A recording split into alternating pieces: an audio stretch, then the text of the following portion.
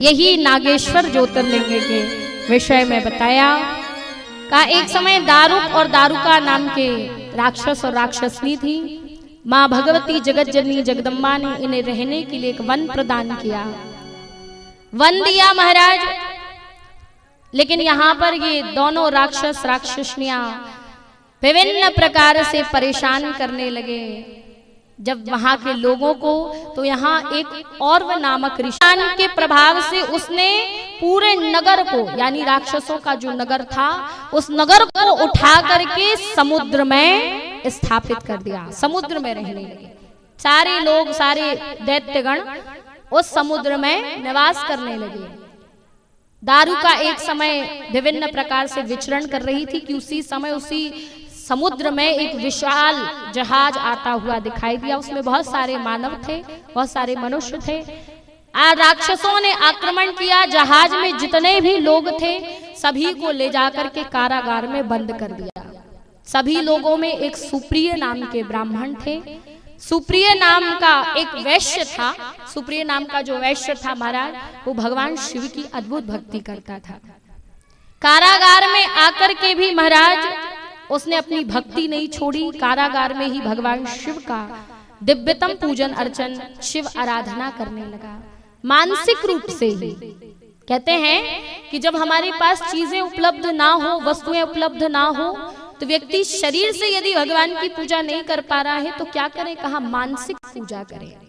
मन से अपन पूजन कर सकते हैं, चिंतन करके कि हम भगवान पर प्रेम सहित जल चढ़ा रहे हैं, दूध चढ़ा रहे हैं, बिल्व पत्र चढ़ा रहे हैं। ये मानसिक पूजा है।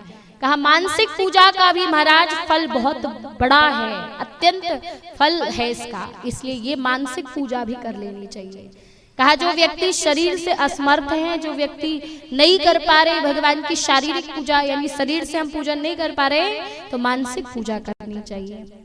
यही सुप्रिय वैश्य क्या करता है?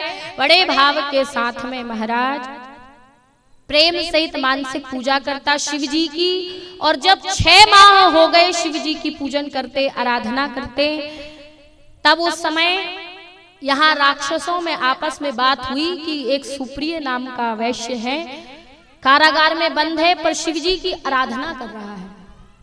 तुरंत ही आज राक्षस आ गए। उस सुप्रिय वैश्य को जैसे ही मारने के लिए तैयार हुए, उसी समय मेरे महादेव जी प्रकट हो गए। बोलिए देवों के देव महादेव की जय।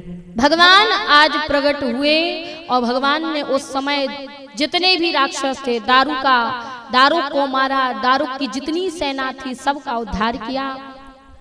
यहाँ सब प्रकार से समस्त जितने भी लोग बंदी बने हुए थे, भगवान ने सब पर कृपा करके उन्हें मुक्त करा दिया। और यही सुप्रिय वैश्य कहने लगा, भगवान आप मेरे प्राणों की रक्षा के लिए यहाँ प्रकट हुए, इसलिए आप समस्त जगत के कल्याण के लिए यहीं पर स्थापित हो जाइए प्रेम सहित।